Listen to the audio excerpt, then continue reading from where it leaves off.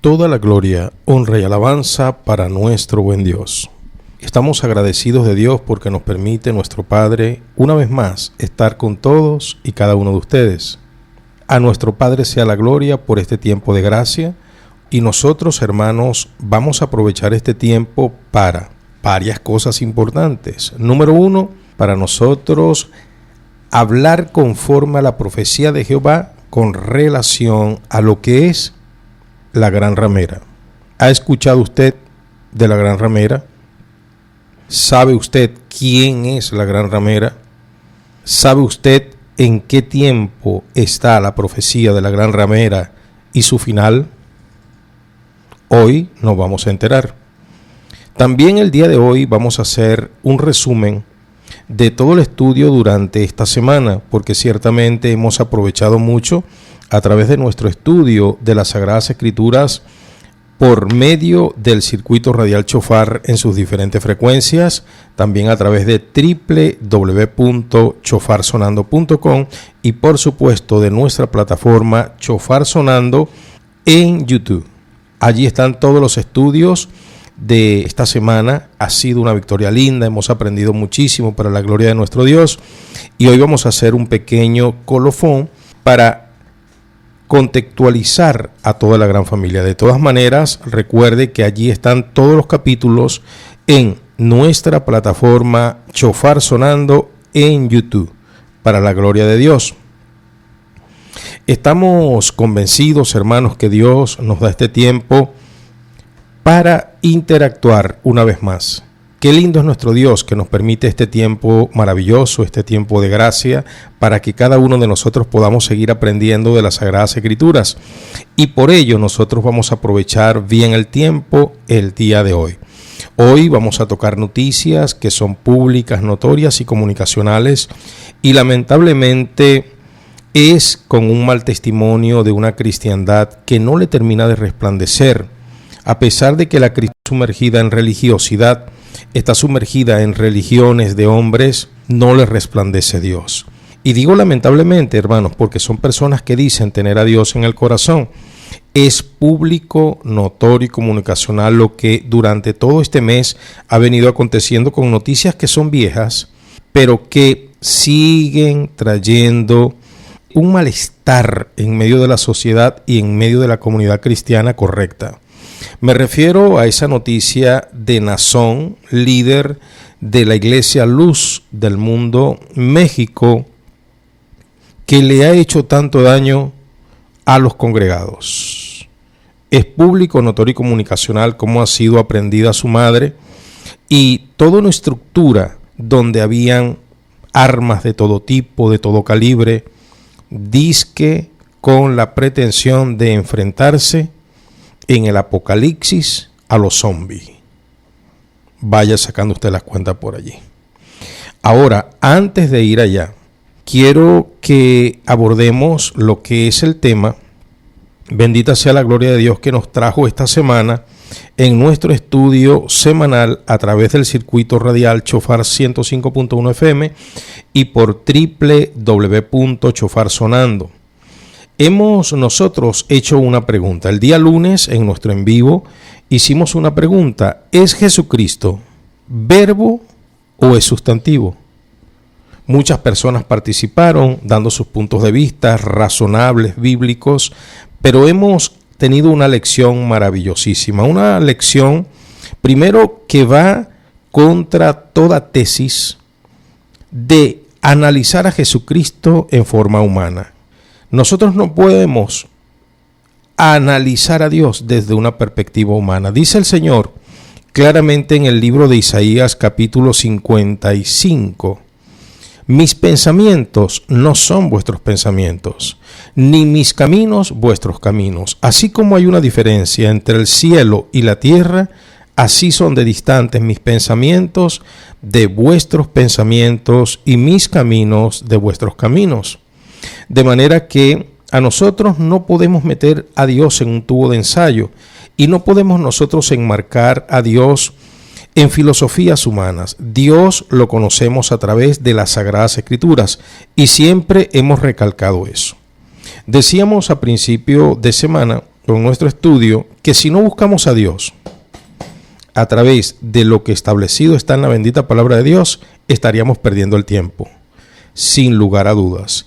A Dios lo encontramos a través de las Sagradas Escrituras, y es por eso que el Espíritu Santo se procuró inspirar a hombres para que dejaran estos libros maravillosos que son 66 libros, y nosotros de allí no nos salimos porque sabemos que esto tiene comprobación.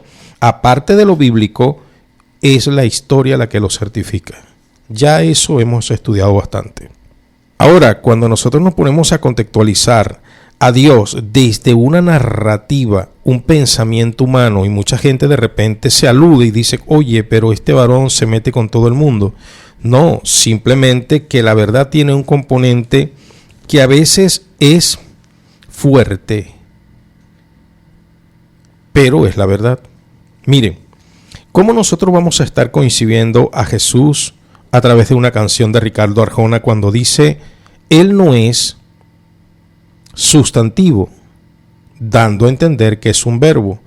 Pero Él no da una explicación bíblica, sino que Él lo lleva a una mala experiencia religiosa, y entendemos cuántas personas están así con su corazón herido, reacias a un modelo fallido de religión, un arquetipo que tiene que ser demolido por la verdad, como siempre lo ha sido.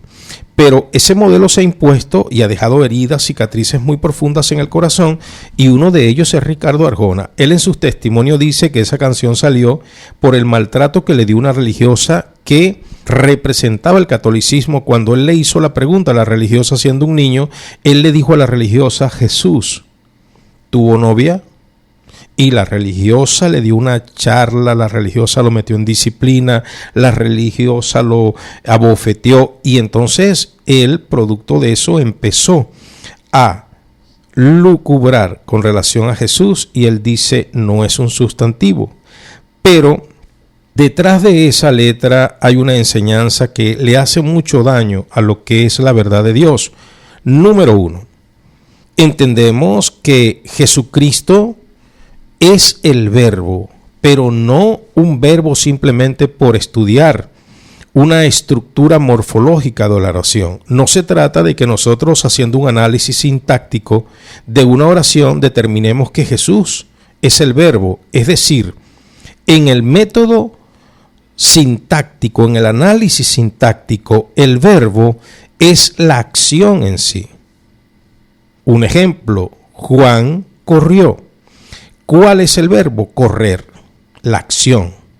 ¿Se da cuenta? Entonces, él, haciendo un análisis humano, diciendo o sugiriendo que Jesús es el verbo de manera sintáctica, él le da pies a que cualquier persona puede hacer el bien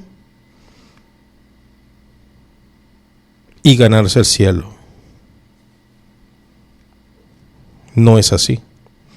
El bien dirigido por Dios, ese sí marca la diferencia. Ahora, cuando el bien sale de un corazón no arrepentido, cuando el bien sale de un corazón que no está verdaderamente convertido a Jehová, créalo que esos son los buenos intencionados que repletan el infierno. No lo digo yo, eso lo dijo un gran poeta y pintor llamado Alighieri en su dibujo del infierno. El infierno está lleno de buenos intencionados. De manera que no se trata de que usted empiece a actuar escuchando una letra como la de Arjona, simplemente porque Arjona sugiere que hay que ir a la acción y dejar de estudiar la Biblia como él lo sugiere y lo dice claramente en su canción. ¿Qué tanto estudias la Biblia? Anda a la acción de una vez. Anda a hacer regalos, anda a hacer ayudas a los necesitados, anda y visita a los enfermos. Sí, pero Pablo dice, dirigido por el Espíritu Santo, en 1 Corintios capítulo 13, ¿de qué me vale vender todo lo que tengo y dárselo a los pobres si no tengo amor? Y usted dice, bueno, ¿y qué más amor que ese? El amor, en primer término, es hacia el Padre, porque esta Biblia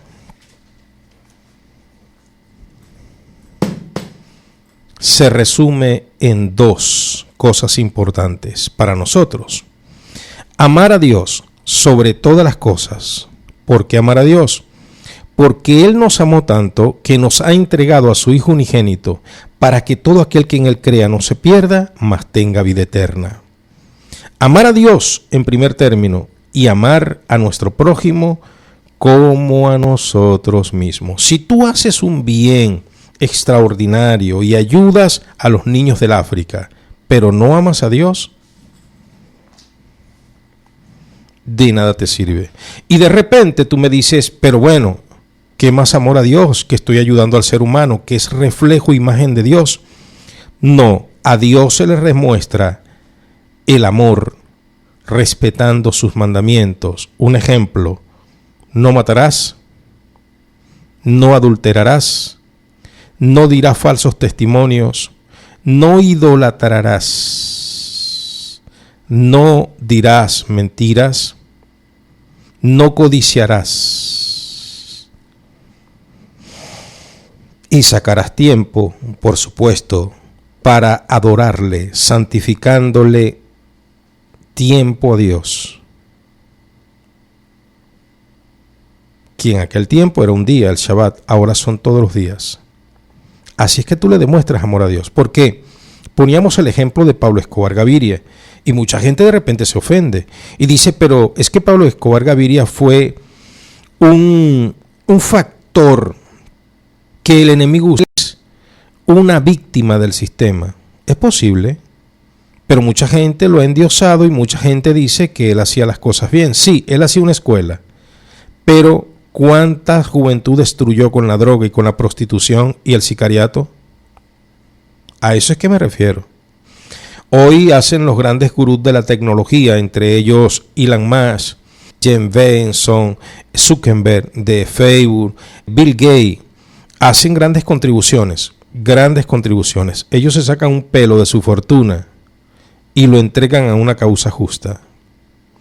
Pero la gran cabellera, la gran fortuna, la usan para seguir construyendo riquezas, extrayendo metales preciosos de la tierra, creando guerras como la guerra que está en el Congo, en la África negra, producto de la extracción ilícita y descontrolada del coltan. El 80% del coltan se extrae de el África negra, del África ecuatorial, del Congo.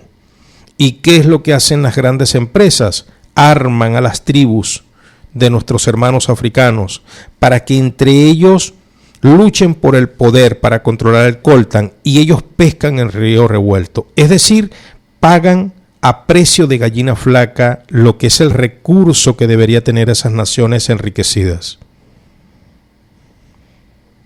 Y después que ellos crean eso con sus grupos de mercenarios, después que ellos financian las armas, después que ellos financian todas las guerras, poniendo el caso del Congo, los grandes gurús de la tecnología, y es que eso es público, notorio y comunicacional, como las 10 empresas más poderosas de la tierra tienen sus garras metidas en el Congo o extrayendo el coltan, hablándole de una de las riquezas de la tierra. Y ellos, en la anarquía del pueblo africano, el África negra, ellos extraen por contrabando, compran al mejor postor el material que debería ser administrado por un Estado responsable y que ese Estado con esos recursos le produjera riquezas a esa nación. Entonces después ellos salen dando un chequecito y la gente dice, ¡ay, qué bueno! Eso es hacer el bien. A eso es que se refiere Arjona. No te preocupes, mira, no deja de leer la Biblia. Jesús no es un sustantivo y anda a la acción, porque si Él es el verbo, según la Biblia y según el análisis sintáctico, Él es la acción. Anda ahora y ayuda. Sí, y cualquier persona dice, listo, yo voy a hacer la obra de Dios en la tierra. Y olvidan lo importante. Dice el Señor, no es todo el que me dice Señor, Señor el que entrará al reino de los cielos, sino el que hace la voluntad de mi Padre que está en los cielos. Palabra del Señor que establecida está. Dice el Señor en el libro de Juan, capítulo 15, si sois verdaderamente mis amigos, guarda mis mandamientos. Entonces, es muy importante que usted lo entienda cabalmente. ¿Por qué?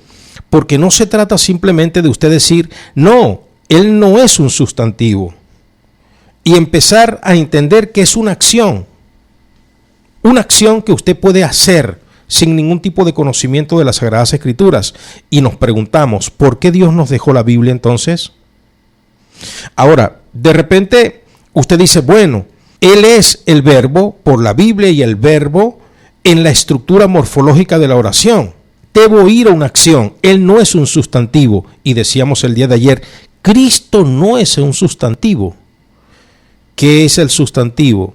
Según el análisis greco-romano de una oración, ¿qué es el sustantivo? El nombre. El nombre de la persona, del objeto, del animal. El nombre, el que hace la acción, el que se conjuga en el verbo. Que Cristo no es el sustantivo. ¿Quién dijo que no? Y ayer quedábamos en esa conclusión maravillosa. Cristo es el verbo por esencia y el sustantivo del universo y de la historia. ¿Por qué? Oiga lo que dice la Biblia. Y vamos a ver, y vamos poco a poco, sin correr, en la lectura de Colosenses capítulo 1, versículo 15 al 17. Por favor, libro de Colosenses capítulo 1, verso 15 al 17. La bendita palabra del Señor establecida está. Él es la imagen del Dios invisible, el primogénito de toda creación, porque en Él fueron creadas todas las cosas. Él es, vamos poco a poco, mire lo que dice. Él es la imagen del Dios invisible. Jesucristo no es el sustantivo. Él es. ¿Quién es Él? Ese Él debería de ir con E mayúscula. Ese Él se llama Jesús de Nazaret. Hay gente que lo conoce como Yeshua. Otros le dicen Yeshú. No importa. Jesús de Nazaret en nuestro español. Ese Jesús de Nazaret es la imagen de Dios, el reflejo de su esencia. No es importante, no es el sustantivo. ¿Cómo que no es el sustantivo? Jesús es el verbo por esencia y el sustantivo del universo y de la historia. Mire lo que sigue diciendo, por favor. El primogénito de toda creación. El primogénito de toda la creación. El primogénito, primero de toda la creación. Antes que los cielos fueran. Antes que la tierra fuera. Él no es el sustantivo. Caramba. Qué análisis tan chabacano el que le puede hacer una persona cuando dice que Jesús no es el sustantivo. No es el sustantivo, es verbo y es sustantivo. Por donde usted se meta, análisis humano y en la concepción espiritual, lo es. Es verbo y es sustantivo. Es que Él es todo. Sigue diciendo, por favor. Verso 16. Porque en Él fueron creadas todas las cosas. En Él fueron creadas todas las cosas. Ahora, mire, ese Él es Él, Jesús. Y mire lo que dicen, y por medio de Él, las que hay en los cielos y las que hay en la tierra, visibles e invisibles. Todo fue creado por Él y para Él. Lo que está en los cielos, en la tierra y debajo de la tierra, sea invisible o visible, todo es por Él. ¿Quién es Él? El sustantivo. ¿Quién es Él? Jesús de Nazaret, el nombre. Dijo Pilatos, he allí su nombre, he allí su hombre. Este es el sujeto, este es. Ahora mucha gente dice, no, él no es el sustantivo, él es el verbo. Es el verbo, nosotros lo sabemos porque la palabra del Señor dice, en el principio era el verbo era con Dios y el verbo era Dios. Y aquí no estamos hablando de la composición morfológica, aquí estamos hablando de esencia. Y dice el verso 14 de Evangelio de Juan, capítulo 1, verso 14. Y ese verbo se hizo carne y habitó entre los hombres, y vimos su gloria como la del unigénito del Padre. ¡Aleluya! No se trata simplemente de un análisis sintáctico como lo hacen los mundanos en su concepción, en su educación. Entonces quieren mejorar y resulta que mejorando le hacen un flanco favor a Satanás. Claro, porque al tú decir que Jesús es una acción en el análisis morfológico de una oración, entonces propones que cualquier persona pueda hacer lo que Jesús hizo. Propones que tú te puedes levantar a ser un Mesías. Propones que cualquier persona con hacer el bien ya tiene ganado el cielo. Y cuando, bendita sea la gloria de Dios, le restas la importancia a Jesucristo en la cosmovisión del mundo que debe tener el mundo cristiano, cuando le quitas la esencia a Jesucristo de que Él no es el protagonista, estás aludiendo que cualquier persona puede ser el protagonista, hasta María, Pedro y Juan, que es lo que ha sucedido. ¿Cómo que no es el sustantivo Jesús? Mire lo que sigue diciendo. Sean tronos, sean dominios, sean principados, sean potestades. Todo fue creado por medio de Él y para Él. Todo fue creado por medio de Él y para Él. Todo, absolutamente todo. Todo fue creado por Él y para Él. Él es el todo. Cristo es todo, todo para mí. Cristo es todo, todo para mí. Cristo es todo, todo para mí. Él es el todo para mí. Él es el todo. Mire, Él es el todo porque sin Él no puedo tener una familia estable. Sin Él no le puedo dar el bien o el buen trato a mi esposa. Sin Él no puedo tratar bien a mi madre. Sin Él no puedo tratar bien a mis hijas. Cuando yo me aparto de Él, todo lo daño. Él es el todo para mí. Él es el verbo, y esto no es extremismo, es que la Biblia lo dice de una manera explícita, y cuando te vas a la acción, cuando te vas al análisis humano, cuando te vas al estudio profundo, te das cuenta que es el verbo también, por análisis sintáctico. Ahora, cuando tú vas a la Biblia, te das cuenta que de manera explícita Él es el protagonista, Él es el sujeto más importante de la Biblia, Él es la esencia misma, es decir, que en el examen sintáctico o el análisis morfológico de la estructura de la oración, Él es lo medular, el sustantivo, el nombre que es sobre todo nombre. Cristo es todo, todo para mí. Él es el todo para mí. Mira lo que dice el verso 17.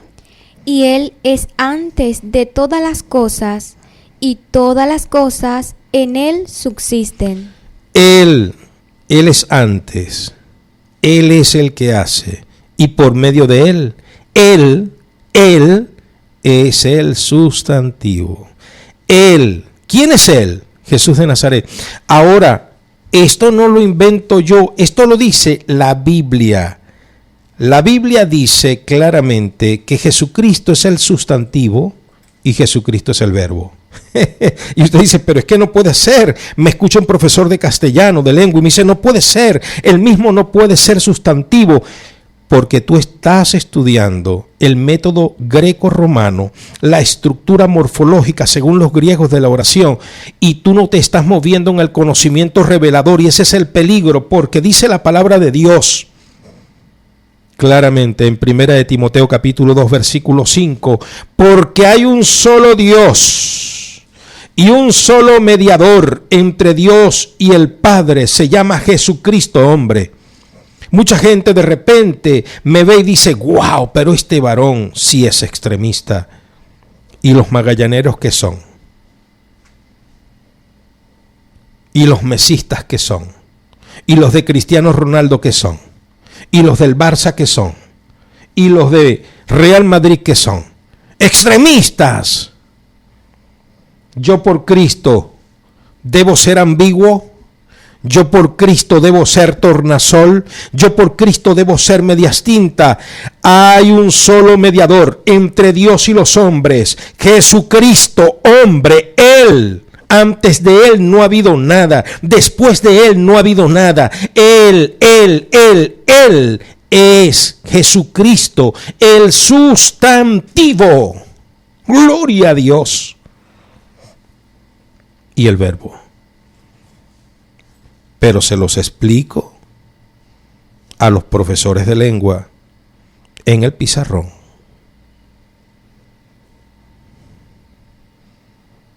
En el examen sintáctico, en la estructura morfológica de la oración, Él es verbo y es sustantivo. Y seguro el profesor me va a entender, la profesora, porque el que es de Dios, la voz de Dios, oye.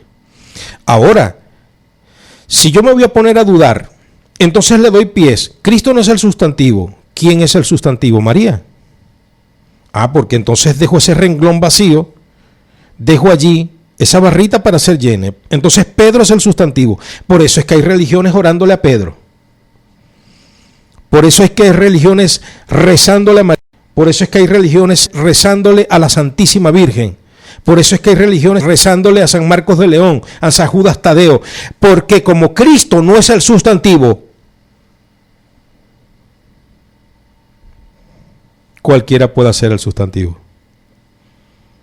Entonces, si yo digo la verdad, yo soy el que estoy haciendo mal.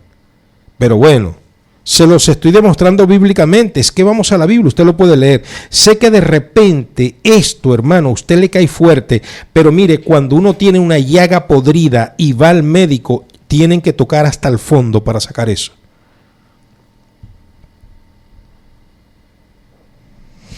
Cristo es todo, todo para mí.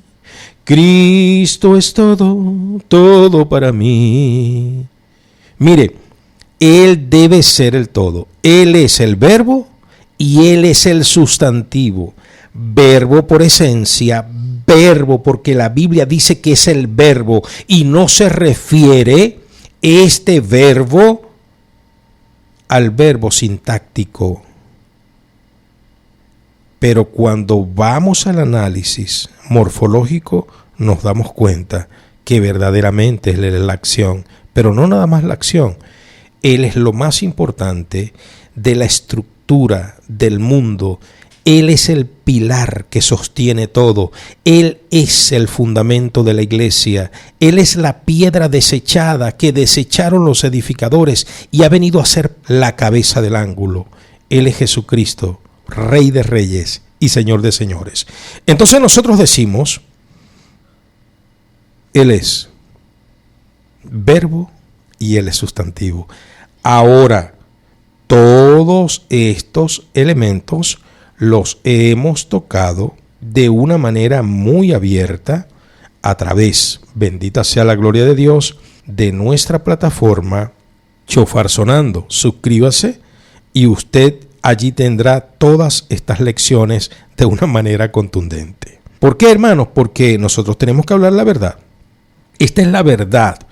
Cristo es nuestro todo. Y no hay, hermanos, duda de esto. Ahora, Yo estoy repitiendo lo que dice la Biblia. Yo prefiero repetir lo que dice la Biblia y no los hombres. ¿Por qué? Porque la Biblia dice en el libro de Isaías, y anote esta cita, libro de Isaías 45, verso 22. Libro de Isaías 45, 22. Escuche lo que dice la Biblia, hermanos. Esto es la Biblia. Esto es lo que a mí me encanta. Yo lo repito y lo repito y lo repito. ¿Y quién me puede sacar de aquí? Si hay gente que canta, no hay quien le gane al Magallanes, ¿y quién lo saca de ahí? Dicen Billo, y esa es mi canción. Bueno, yo se lo respeto. Usted le canta a Magallanes porque Billo lo enseñó a cantarles a Magallanes. No hay quien le gane al Magallanes, y eso es un himno para usted. Respete la Biblia usted también. No se ofenda conmigo, sonríase conmigo y diga, oye, verdaderamente, ¿quién me quita a mí el himno de Magallanes? Bueno, escuche su himno. Hay hermanos que dicen, yo soy tal, magallanero y cristiano. Ah, bueno, ese es su problema. Yo no soy magallanero. Yo no le pertenezco a partidos políticos. Yo no le pertenezco ni izquierda ni derecha. Yo soy de Cristo, honestamente. Usted me dice radical. Pero ¿por qué soy radical si usted lo es con Magallanes? O usted un día se pone la camisa de Magallanes y otra de Caracas. Usted no se ofende cuando le hablan los caraquistas, si es magallanero. Y usted que es caraquista, el león ruge. No se ofende cuando lo llaman pirata y magallanero. Entonces, yo me debo de coartar mi libertad de expresión al decir que es Cristo el todo para mí. Mire lo que dice la Biblia, Isaías 45, 22. La palabra de Dios establecida está. Mirad a mí y sed salvos todos los términos de la tierra, porque yo soy Dios y no hay más. Repetimos, mirad a mí y sed salvos todos los términos de la tierra, porque yo soy Dios y no hay más. Mirad a mí todos los términos de la tierra, porque yo soy Dios y fuera de mí no hay más. Esta es la palabra del Señor, hermanos. Esto es lo que establecido está en la bendita palabra de Dios. Esto es lo que realmente, hermanos, nos edifica a nosotros. Y esto, repito, es muy importante. Muy importante, bendita sea la gloria de Dios, porque el Señor nos insta a nosotros a buscarle cada día más y más en una profunda y gran oración. Y velando en poner en práctica su palabra. Entonces, si yo estoy esperando a mi Señor y yo digo estas verdades con una forma apasionada, y a veces cuando estoy en la cámara, guardo la compostura. Claro, ¿no? Pero, hermanos amados, por Dios, tenemos que ser apasionados con las cosas de Dios, no podemos ser ambiguos. Esto es lo importante. Entonces, en resumidas cuentas, ¿es Cristo el verbo? Por supuesto que lo es. ¿No es Cristo el sustantivo? Por supuesto que lo es. Cristo es verbo y Cristo es sustantivo. Es más, el Evangelio es el predicando. La narrativa. Usted dice, oye, pero gira en torno usted al Evangelio. ¿Y en torno a qué voy a girar? ¿En torno a qué voy a girar?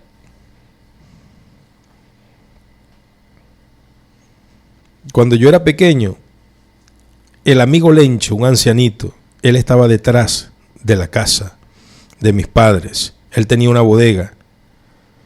Y él tenía un gallo giro. Un gallo giro.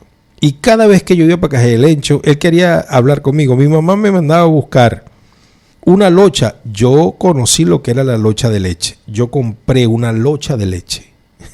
Recuerda que en el papelito la rulaban. Ajá. Entonces resulta que Lencho se ponía a hablarme del gallo giro. Lencho no tenía más nada que hablar del gallo giro, pero no nada más conmigo, con todo el mundo. Y él era un viejito como de 86 años. Ya yo lo conocí viejito, siempre viejito. Y Lencho, él se ponía a beber con los amigos allí porque jugaba dominó, y él toda la partida estaba hablando del gallo pinto. Porque el gallo pinto le había dado ese negocio, según él, con unas apuestas, y el gallo pinto le ganó pues unos negocios a él. Y él hablaba puro del gallo pinto. Un día le dijeron a Lencho, bueno, Lencho, ahora se te murió el gallo pinto y ahora de qué vas a hablar. Y dijo, ahora voy a hablar del hijo del gallo pinto. Me quedó el hijo del gallo pinto. Bueno, se me murió el gallo. Los recuerdos del gallo pinto, las peleas que ganó el gallo pinto, el recuerdo, pero ahora voy a hablar también del hijo del gallo pinto. Ya lo estoy entrenando. Yo no tengo otro tema que hablar. Es Cristo el verbo y Cristo el sustantivo. Y todos los profesores de lenguaje, los que en este momento están echándole esa cabeza chispa y humo y dice, ¿cómo este varón dice esto? Que Cristo es el verbo y el sustantivo. Bueno, vamos a la historia y vamos a analizar. ¿Qué es el verbo? La acción. No es Cristo la acción. Ahora, eso es en el método sintáctico. Él es el axioma de la vida. Él es el que genera una acción. A él tenemos que emularle en esencia. Y entiéndeme, así como entiendes al poeta, así como entiendes al músico, así como entiendes la pintura abstracta, entiende el lenguaje espiritual. Él es el axioma, él es la acción, pero él también, de manera específica, nítida y contundente, dice la Biblia que él es el verbo, de manera que también de manera bíblica lo es. Ahora, cuando vamos al sustantivo, él es la estructura de la oración. Un ejemplo. En el principio era el verbo.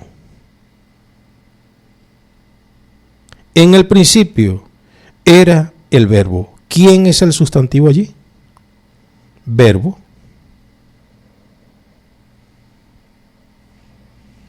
Él es verbo y es sustantivo. ¿Te das cuenta? Si vamos al estudio. Ahora, sigue diciendo, en el principio era el verbo y el verbo era con Dios. ¿Quién es el sustantivo en y el verbo era con Dios? Dos, verbo y Dios. Ellos dos son los del sustantivo. Te lo demuestro más. Tú me dices, bueno, y entonces en la estructura, ya me dijiste cuál es el sustantivo, dime cuál es el verbo. En el principio era el verbo. ¿Quién es el verbo allí según el análisis humano? Era, porque es el que se conjuga. Era, es y será. ¿Y sabes lo que dice la Biblia? En el libro de Hebreos, capítulo 13, versículo 8, Jesucristo es el mismo ayer, hoy y por los siglos de los siglos. Se conjuga en el pasado, se conjuga en el presente y se conjuga en el futuro. Él es el verbo y es el sustantivo. Ran plan.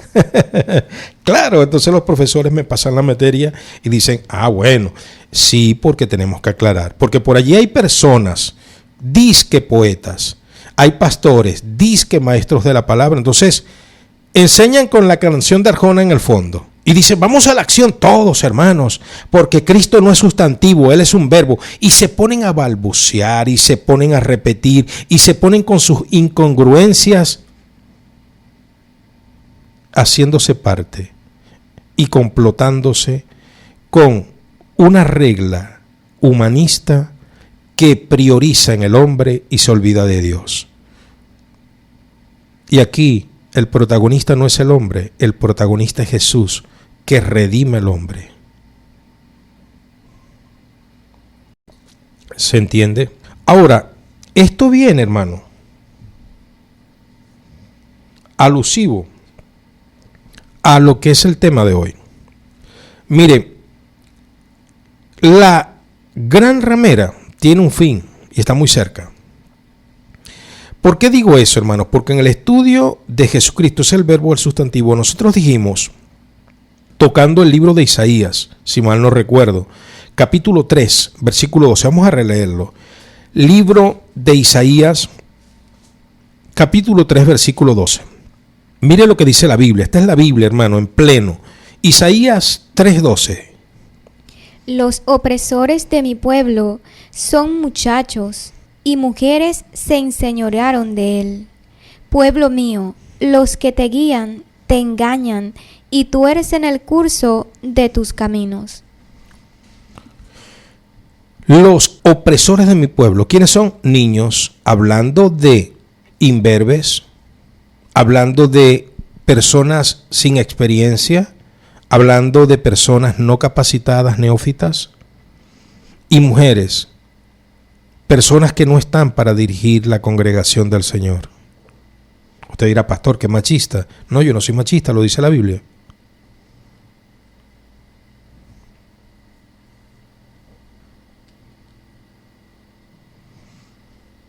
Yo no puedo cambiar la Biblia. Los opresores de mi pueblo son niños y mujeres. Miren, cuando una mujer está ajustada en Dios, reconoce que en casa tiene una cabeza y es su esposo.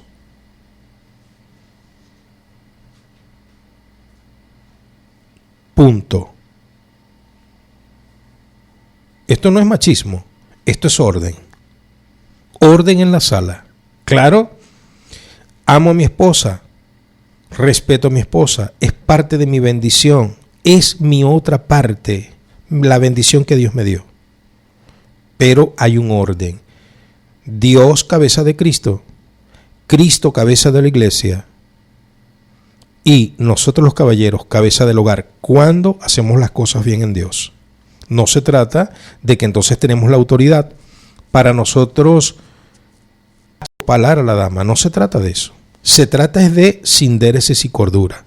Si yo me parezco a Cristo, mi esposa me ama más y dice amén. Mi esposo tiene razón. ¿Lo entiende? Ahora, ¿qué es lo que ha pasado? Lo que ha pasado es que hay niños neófitos y mujeres no sujetas a sus maridos gobernando una congregación y haciéndola perder, porque se ha dicho un mensaje, hermanos, y el Señor lo dijo muy bien en el libro de Jeremías, capítulo 2, versículo 13. Vamos a Jeremías, capítulo 2, versículo 13, para que usted vea los dos factores que han incidido para que el pueblo de Dios esté como esté. Por favor, oído al tambor. Porque dos males ha hecho mi pueblo. Me dejaron a mí, fuente de agua viva, y cavaron para sí cisternas, cisternas rotas que no retienen agua. Dos males ha hecho mi pueblo. Dos. ¿Cuáles son? Me han dejado a mí, dice Jehová. Lo han dejado. Y usted dice, pero es que yo tengo un crucifijo en el pecho. ¿Cómo que he dejado a Dios? ¿Y acaso ese crucifijo que tienes en el pecho dice que tú eres de Dios? Hasta Satanás se colga crucifijo. Tú dices, pero es que yo voy a misa. Satanás va a misa. ¿No sabes el chiste? Cuando estaba el torrencial de agua, llovía y el párroco esperaba la feligresía. Empezaron a llegar goteados porque caía un gran aluvión de agua. Era grande el chaparrón. Y entonces dice la historia que Satanás andaba por allí buscando a quien dañarle la vida. Y cuando empezó a caerle el chaparrón de agua, vio allí la pérgola de la congregación y se metió en la pérgola de la congregación. Y entonces se medio asomó así por la puerta y estaba el párroco hablando ya con los feligreses que llegaban. Y entonces el párroco lo vio, se chocaron las miradas, el párroco y Satanás. Y el párroco le dijo, no se preocupe, señor diablo, pase que aquí hay lugar para todo. Satanás está en las congregaciones. Eso no es garantía. Eso de que allá está Dios, eso no es así. Dios donde quiere está, donde usted decida buscarle de corazón sincero. Usted puede estar en el lugar disque más santo, pero si no tiene un corazón para Dios, Dios no está allí. Si ese lugar no está en santidad, Dios no está allí. Dos males ha hecho mi pueblo, se han apartado de mí, me han dejado a mí, fuente de agua viva, y han cavado para sí cisternas, cisternas rotas que no retienen el agua. Y es aquí el punto donde podemos ver a personas manipulando una congregación como Nazón, el líder de la iglesia Luz del Mundo, México. Lamentablemente, dice él ser un cristiano evangélico. Por eso es que yo digo, yo no le pertenezco a grupos, yo no le pertenezco a catolicistas, yo no le pertenezco a evangélicos, yo le pertenezco a Cristo. Soy cristiano por esencia. Estudio la palabra, predico la buena nueva de salvación. En griego, evangelius, predico el evangelio. Pero yo no soy evangélico, yo soy cristiano, estudiante de las Sagradas Escrituras. En ninguna parte en la Biblia, en ninguna, si usted me demuestra a mí que los llamaron evangélicos en alguna parte, usted por favor deme la cita, yo la voy a leer, y créanlo que si usted me convence con una cita bíblica que a Pablo lo llamaron evangélico, o a Jesús lo llamaron evangélico, o a Pedro lo llamaron evangélico, yo me empiezo a llamar evangélico. Pero si usted no me lo demuestra, entonces usted se debe apegar a la palabra. Y yo sí le puedo demostrar que los llamaron cristianos. Hechos capítulo 11, versículo 26. Y se congregaron un año en Antioquía y los llamaron por primera vez cristianos. No evangélicos. Entonces, el problema, evangélico pentecostal, evangélico metodista, evangélico luterano, evangélico calvinista, evangélico protestante, evangélico liberal, evangélico conservador. Por Dios, hay que dar pena. Unos dicen yo soy de Apolo, otros de Pedro, otros de Pablo, otros de Juan. Es Cristo el que ha muerto por nosotros, dijo Pablo. ¿Cómo es eso? Uno de Apolos, uno de Cefas, uno de Pablo. No, Señor. Cristo ha muerto por nosotros y Cristo es cristiano. Si usted lo lleva al hebreo, usted podría decir yo soy mesiánico, porque usted es cristiano. Es exactamente, en griego es Christium, cristiano en español, y en hebreo mesiánico. Cristo se le llama en hebreo Mesías. Somos mesiánicos porque seguimos al Mesías, a Jesucristo, el que ya vino, el que murió y resucitó. Pero en la Biblia no aparece en ninguna parte que los llamaron evangélicos. Eso es a partir de la Reforma en el 1500. 1500 años después de la venida de Jesucristo. Seguimos. Nazón, durante muchos años, y esto es para la gloria del Señor, se los voy a decir. Miren, siempre les he contado los reportes que daban los capos en los años 80, década del 80. Yo leía, me fagocitaba todos esos periódicos. Me fagocitaba Universal, me fagocitaba El Nacional, me comía el diario Últimas Noticias. Eran los 3 que yo compraba diariamente. Y me decían, oye, pero tú ¿cómo que vas a ser un político? Y yo decía, Dios me guarde de ese político.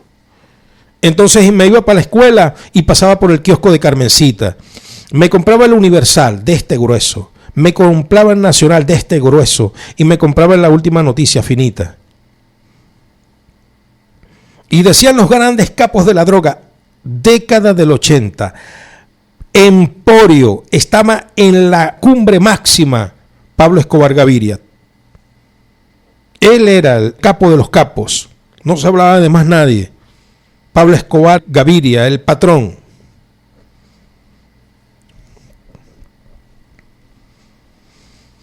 ¿Qué decían ellos?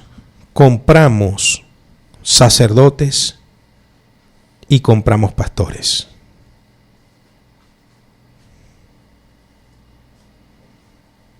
Cuando me convertí al Señor, con 17 años, empecé a escuchar cosas y a ver cosas. Cómo las iglesias colombianas estaban sustentadas por el narcopoder.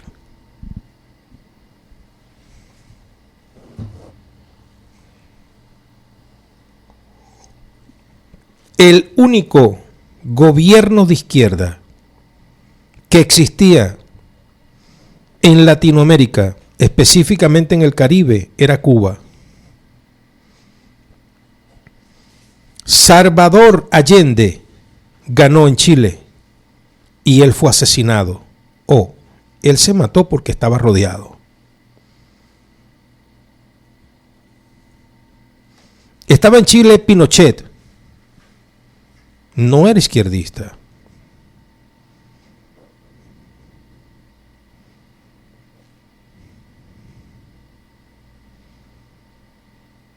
Y Pablo Escobar Gaviria alimentaba las cúpulas religiosas, hacía congregaciones católicas y evangélicas. En los años 80, ¿qué es lo que se está descubriendo ahorita? Estados Unidos está descubriendo el agua tibia. Estados Unidos está descubriendo el agua tibia. Ahorita se dan cuenta que Jasón, el líder de la Iglesia Luz del Mundo, México y parte en Estados Unidos, Dallas, Baja California, Houston, una gran congregación donde había una trata de personas, donde él pasaba personas para Estados Unidos de Norteamérica, el sueño norteamericano, pero las compraba él y las ponía a trabajar para él. ¿Cómo? Como mulas. ¿Qué es una mula? Una persona que carga droga, sus partes íntimas, en su equipaje, vestidos de religiosos, grupos religiosos de canto, de alabanza, en las baterías han encontrado cantidades de droga. Lo que pasa es que no había salido esto, ahorita lo sacan por alguna razón, porque quieren opacar otra cantidad de cosas que están sucediendo, como cuáles, los archivos de Einstein, donde hay un empresario que fue suicidado en calabozos. No se sabe, digo que fue suicidado, porque no se sabe si fue que él se quitó la vida o a él se la quitaron. Y en esos archivos se dice que los líderes más reconocidos, más importantes de Estados Unidos de Norteamérica, líderes empresariales, líderes de dinero, estuvieron en esa empresa de prostitución de ICE. Y para opacar ese escándalo, ahora sacan el de Nazón. Y lamentablemente, ahora la madre de ese caballero está metida en problemas porque ella lo sabía todo y ella también fue parte de esa estructura y ahora se acaba de desestabilizar o se acaba de remover a un grupo armado de predicadores, misioneros, cantantes, pastores, todos con armas de guerra, un arsenal, porque decían ellos que se estaban preparando para el apocalipsis. Y son los que defendían a Nazón, a su familia y a ese imperio de drogas. Ahora, estoy hablando de un líder evangélico, pero ¿qué decir? Y por eso hablo de la gran ramera, de Marcet. Los niños no saben esto. Investigue, juventud. Marciet es el pedófilo más grande, el pederasta más grande que ha tenido prácticamente la humanidad. Hay hombres de 80 años, de 70 años, hombres,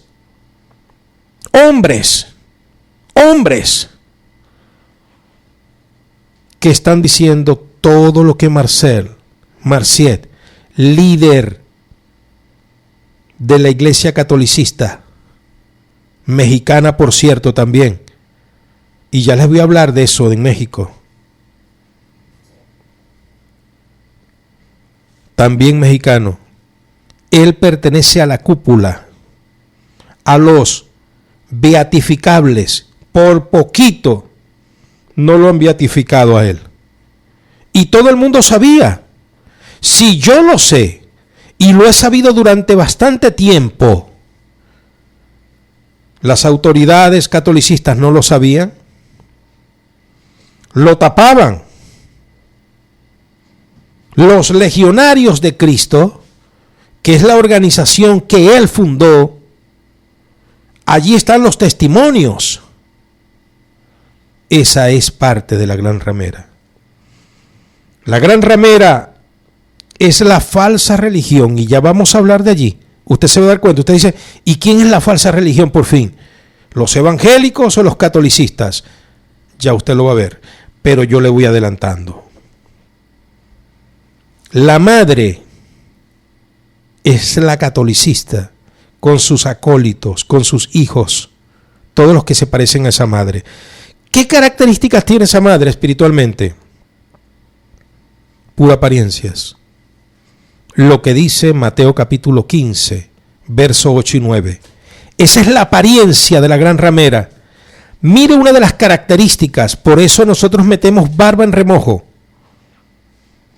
Libro de Mateo capítulo 15, versículo 8 y 9, la bendita palabra del Señor establecida está.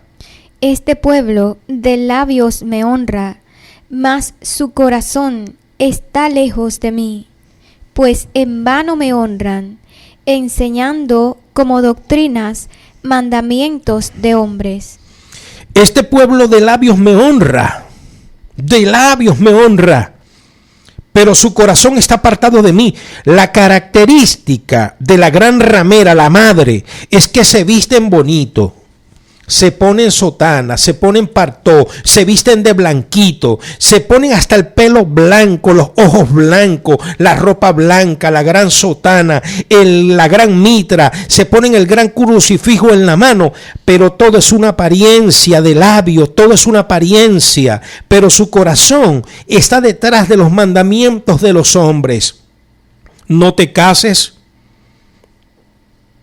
vístete de esta manera o de aquella manera. Recuerdo yo que la Iglesia Luz del Mundo, México, inició todos usando aquel velo. Se veía una santidad, pero es público, notorio y comunicacional, y se lo digo delante del Santo Espíritu porque he leído libros. Le compartí un libro a usted, Maufal, como el moreno, el afroamericano de Los Ángeles, el padre del crack, de la piedra, que constituyó el polvo, la cocaína en piedra, cómo usaba las redes evangélicas y católicas para distribuir su veneno en los años 80. Yo se lo he dicho. ¿Y quiénes las pasaban? Los religiosos y las religiosas de las congregaciones, mientras que estaban un grupo cantando, alabaré, alabaré, alabaré, alabaré, habían otras mujeres picando la droga, moviéndola, haciendo los paqueticos. Esto hay que hablar la verdad.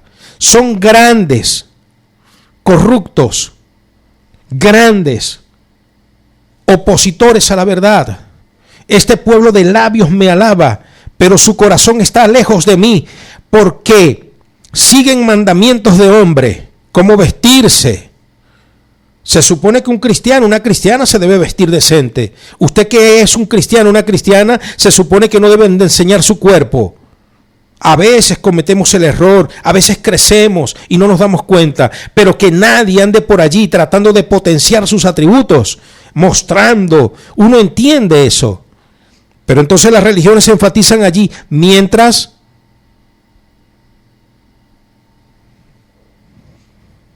se corrompen. Y allí están las evidencias.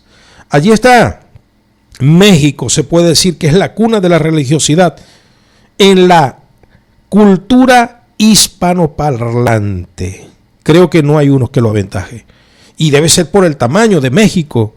Tanto Brasil como México, pero México en la parte religiosa hacia el catolicismo y Brasil hacia el evangelio. Esos son potencias de corrupción muy grandes. Todo el mundo quiere ser un Cristo, todo el mundo quiere ser el verbo, todo el mundo quiere ser el sustantivo, todo el mundo quiere ser el protagonista, todo el mundo quiere tener un imperio religioso, todo el mundo quiere ser. Y usted dirá, ¿y usted qué quiere, pastor? Yo quiero que usted vuelva a la razón, vuelva a la sindéresis y vuelva a la cordura de la palabra, porque yo soy perecedero y algún día no estaré. Y lo más importante es que usted entienda que la esencia está en el Evangelio. Cuando usted vela para que esa palabra se ponga en práctica, el Señor Jesucristo lo dijo muy bien: orad y velad, para que no caigáis en tentación. Eso es lo que se quiere. Despierte. Allí están los religiosos, allí están, pero Isaías lo dijo muy bien. Isaías lo dice más claro. Mire lo que dice el profeta Isaías, que es el que cita Mateo, en el capítulo 29, versículo 13 de la bendita palabra de Dios. Libro de Isaías, capítulo 29, versículo 13. La bendita palabra de Dios establecida está. Oído el tambor. Dice pues el Señor: porque este pueblo se acerca a mí con su boca y con sus labios me honra, pero su corazón está lejos de mí, y su temor de mí no es más que un mandamiento de hombres que le ha sido enseñado.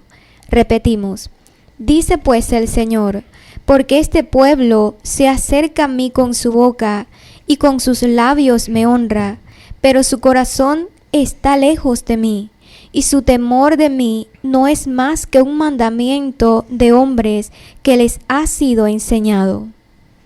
Palabra del Señor, que establecida está. Ahora, mire lo que dice el verso, por favor, 14 y 15. Léalo, por favor. Mire lo que dice. Por tanto, he aquí que nuevamente excitaré yo la admiración de este pueblo con un prodigio grande y espantoso, porque perecerá la sabiduría de sus labios y se desvanecerá la inteligencia de sus entendidos. Ay de los que se esconden de Jehová, encubriendo el consejo, y sus obras están en tinieblas, y dicen: ¿quién nos ve y quién nos conoce?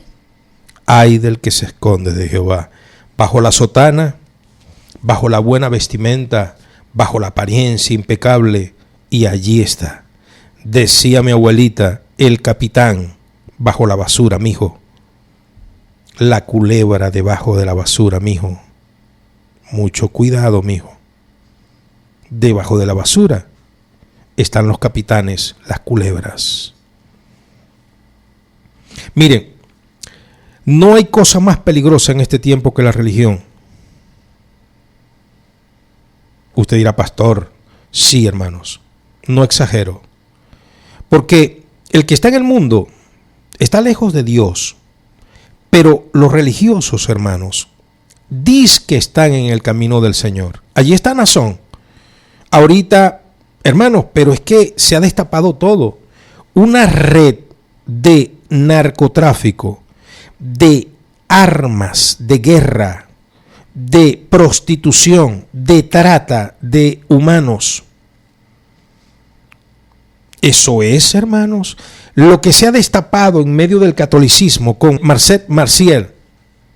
Hermano, un pederasta, una persona, hermanos, que dañó. Es que la mayoría de esos viejitos, hoy lo dicen, hermanos, ya son hombres grandes.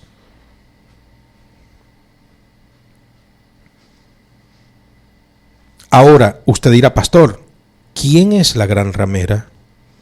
Está dirigida por el catolicismo y sus acólitas evangélicas, testigos y de todas las religiones en la tierra. Claro, hay excepciones.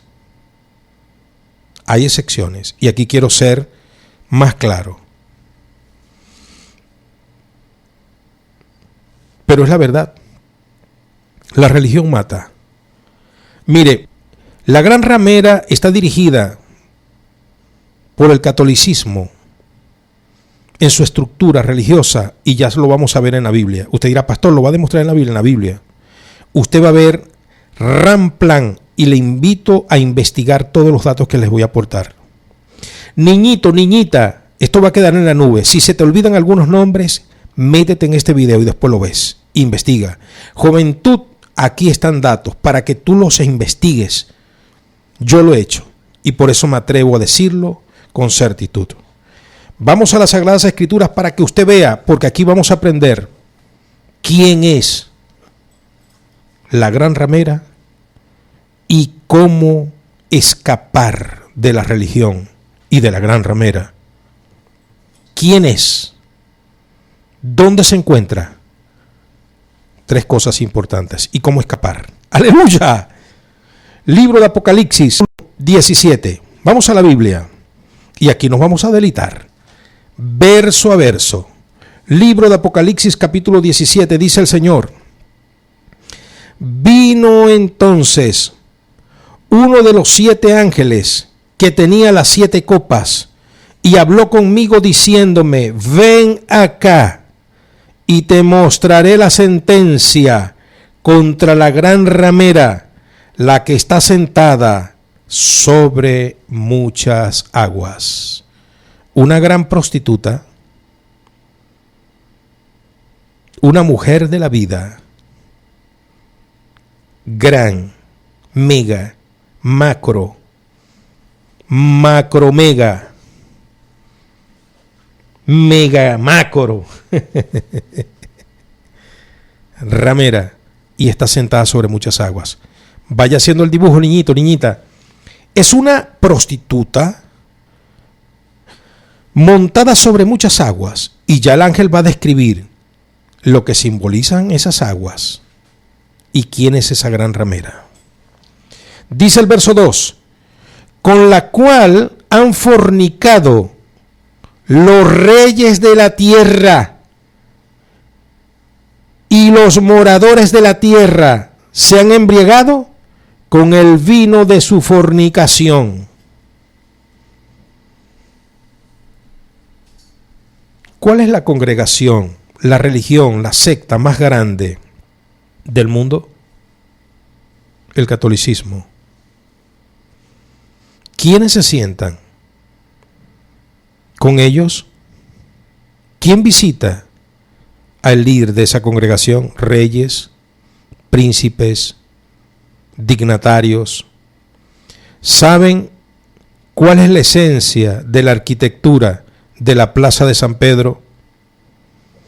Cuando un helicóptero o un dron toma una imagen desde arriba, la entrada de la Plaza de San Pedro, frente allí donde está la gran catedral, donde se mueve el sumo pontífice, la imagen espacial es un útero de mujer, es decir, una parte íntima de la dama.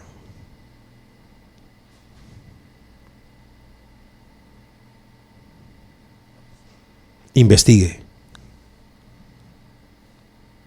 Han fornicado. Cada persona que entra por allí entra por el útero.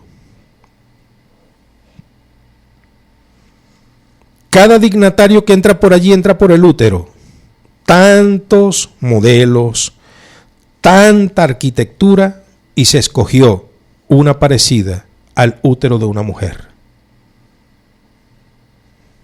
¿Qué? No lo digo yo, investigue. Yo simplemente me he informado. Ahora, sigue diciendo, repito el 2 para ir al 3, con la cual han fornicado los reyes de la tierra. ¿Usted ha visto a reyes de la tierra reunidos con pastores evangélicos? Muy poco. Yo no he visto esas reuniones. Pero usted ha visto a los reyes de la tierra reunidos con el Papa. Desde chiquitico.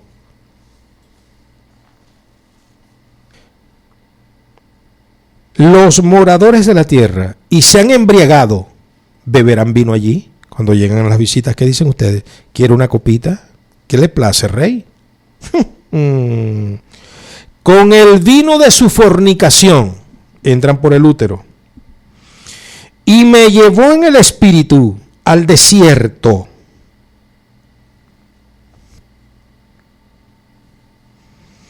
Y vi a una mujer sentada sobre una bestia escarlata. El Señor nos guarde, hermanos.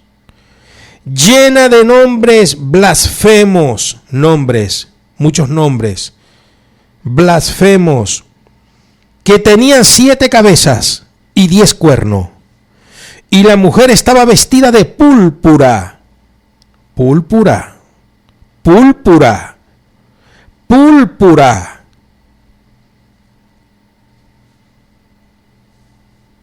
Esos colores vaya guardándolo.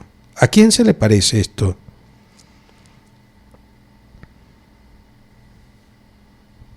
Ok, y la mujer estaba vestida de púrpura y escarlata y adornada de oro y de piedras preciosas y de perlas.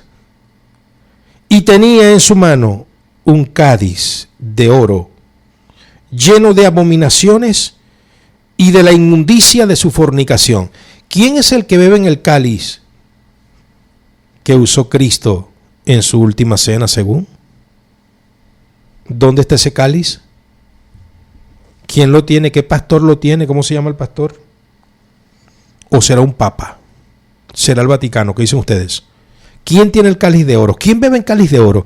Yo todavía no he visto un pastor bebiendo en cáliz de oro, pero he visto papas bebiendo en cáliz de oro y dicen tener el cáliz de la última cena. Se ufanan de eso. 5. Y en su frente un nombre escrito, un misterio: Babilonia la grande, la madre de las rameras y de las abominaciones de la tierra. Vi a la mujer ebria de la sangre de los santos y de la sangre de los mártires de Jesús. ¿Cuál es la secta religiosa que ha aniquilado, matado, asesinado a cristianos en la historia de la humanidad?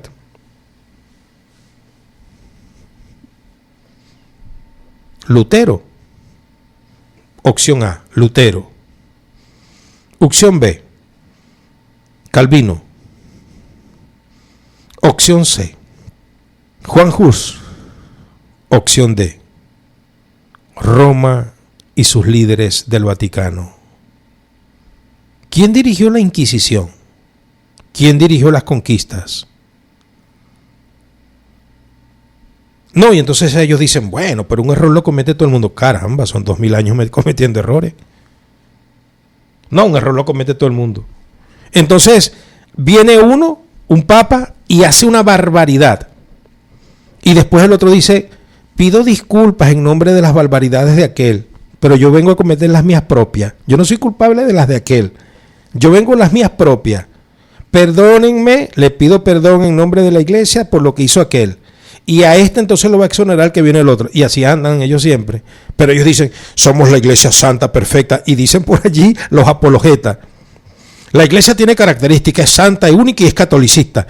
Por Dios, despierta, dormilón, de ese sueño. El catolicismo tiene encima la sangre de los santos. Ya perdió toda moralidad, toda legitimidad para ser llamada en la iglesia que representa a Jesucristo. Sigue diciendo, voy a leer el 6.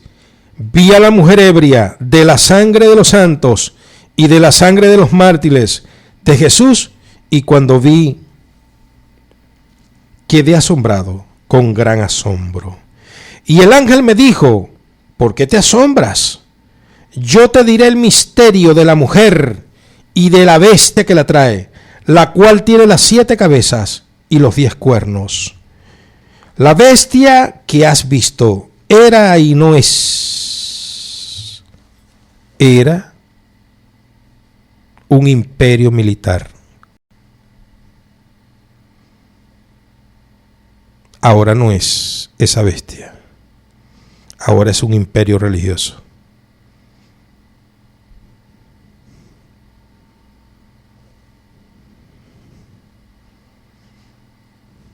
Fue la que trajo a esa mujer. ¿Quién trajo a la iglesia catolicista? El imperio romano. Constantino empezó a dar pasos. Dámaso empezaron a dar pasos. Agustín, de Hipona, Jerónimo.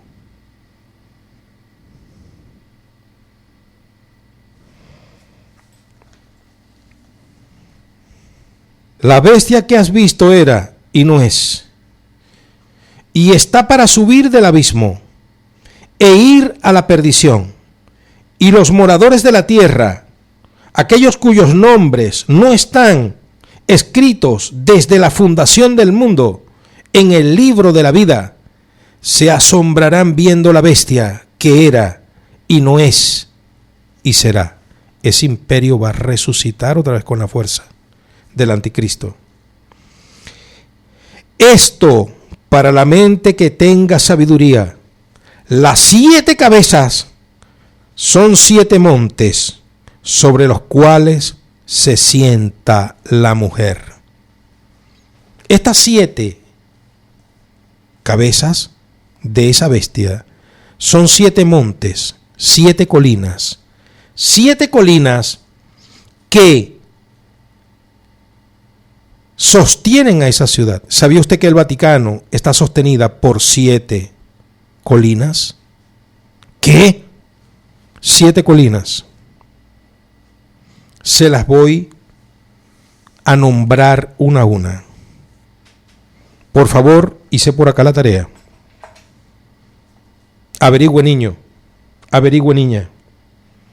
Yo hice acá mis anotaciones y las voy a compartir con ustedes para que ustedes hagan conmigo la tarea. Las 7 colinas, por favor, anote y usted investigue conmigo cuando esto me deje. La gloria sea del Señor. Ok, vamos. La primera, Aventino, tiene 47 metros de altura, una de las colinas que sostiene al Vaticano. Roma, pues, a Roma. El ángel le dice, ella tiene 7 cabezas, y esas 7 cabezas son 7 montes que sostienen a la Babilonia, a la Roma. Roma tiene su primera colina y se llama Aventino, en italiano Aventinus. La segunda es Capitolino, con 50 metros de altura, Capitolinus en italiano. La tercera es Celio, con una altura de 50 metros igualmente. La cuarta es Esquilino, con una altura de 64 metros. La quinta es Palatino, con altura de 51 metros. La sexta es Quirinal, con 61 metros de altura. Y la séptima es Viminal, con 60 metros de altura.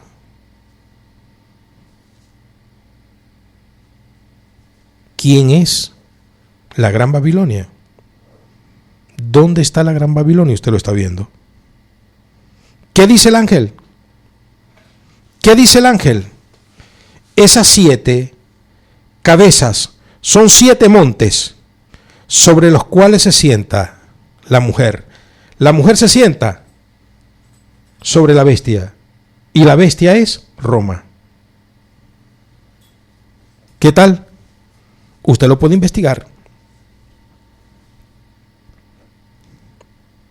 Ahí está.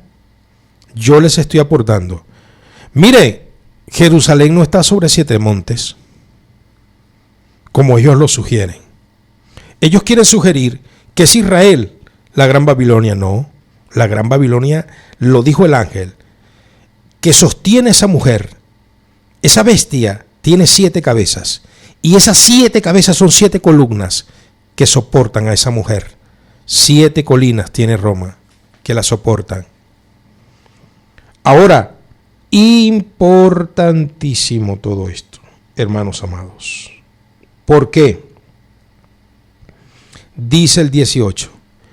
Y la mujer que has visto es la gran ciudad que reina sobre los reyes de la tierra. ¿A dónde van los reyes a consultar si van a la guerra o no? Al Vaticano. ¿Quién media para que los conflictos dizque no se den? El Vaticano. ¿Qué dice el ángel? La mujer que vistes es la ciudad. ¿Qué ciudad? La que está soportada sobre la bestia. Roma es la bestia y la mujer es el Vaticano.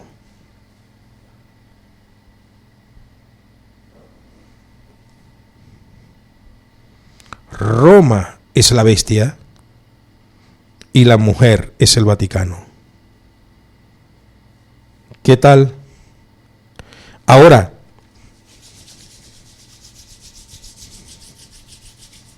¿cómo escapar? Aquí está. Apocalipsis 18:4. Palabra profética del Señor. Libro de Apocalipsis, capítulo 18, versículo 4. Oí una voz del cielo que me decía: Juan, diles, salid de ella, pueblo mío, todos aquellos hombres y mujeres de Dios temerosos, los que realmente quieren agradar al Señor, a salir de ese lugar. A salir de esa religión. Salid de en medio de ella, pueblo mío. Dios tiene un pueblo allí. Los hermanos y hermanas que quieren agradar a Dios pero están engañados. Los hombres y mujeres con un buen corazón, una buena disposición, la tierra fértil para el Santo Espíritu. Salid de en medio de ella, pueblo mío, dice el Señor. Sal de en medio de la gran ramera. Sal de esa mujer, de ese Vaticano, sal de esa ciudad, sal ahora mismo, escapa por tu vida, ahora mismo. Escapa por tu vida, le dijeron los ángeles a Lot y a su familia. Escapen por su vida, escapa por tu vida, salid de en medio de ella, pueblo mío, dice el Señor. ¿Para qué? No seáis partícipes de sus pecados, ni recibáis parte de sus plagas. Vienen plagas sobre la gran Babilonia, la gran ramera. Su caída es inminente. Sal para que no seas partícipe. Hombre, tú que quieres hacer lo de Dios, sal de allí. Mujer, tú que realmente amas a Dios, estás engañado, tienes un buen corazón, sal de allí para que no te hagas partícipe. Recuerda que la omisión es pecado. Dice la Biblia en Santiago capítulo 4 versículo 17, aquel que sabe hacer el bien y no lo hace, le es contado como pecado. Ahorita voy a hacer una oración por todos esos que escapan de Babilonia la Grande. Es más, vamos ahora mismo. Padre, en el nombre de Jesús, en este momento, Señor, la revelación que nos entregas la hemos dado. Señor, ahora mismo pongo delante de ti mi vida para que seas tú, Señor, limpiándome y haciendo digno cada día más. Padre, perdona mi pecado y mi ofensa y ayúdame a servirte en espíritu y en verdad. Mira, Dios, todos aquellos hombres y mujeres que salen de la religión falsa, de la gran ramera y sus acólitas, sus hijas, sea de la religión que sea. Señor, todos estos hombres, porque en todas partes hay hombres, Señor, que lo están haciendo por inocencia, ignorancia, no quieren hacer el mal.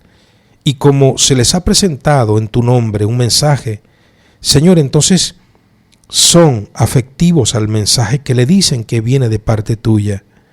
Padre, pero son personas inocentes. Tráelos a ti, Rey. Perdónalos, Señor, y ayúdalos, Señor, a ser hacedores de tu palabra en el medio donde se mueven. Señor, libértales, rompe yugos, pudre cadenas. Padre, dale la libertad en el poderoso nombre de Jesús. tu Espíritu Santo les sustente, guiados por tus sagradas escrituras. En el nombre de Jesús decimos todos, amén. Aleluya. No me queda más nada que decirle que les deseo lo mejor de lo mejor. Lo que queda del fin de semana sea de mucha victoria, de mucha salud para ustedes. Que Dios siga haciendo esa obra perfecta en sus vidas. Si hay un cuerpo quebrantado, sea el Señor sanándolo, ayudándolo, reconciliándoles con Él, en el nombre de Jesús. Yo les amo en Jesucristo. Mi cariño para ustedes, mi respeto. Paz. Shalom.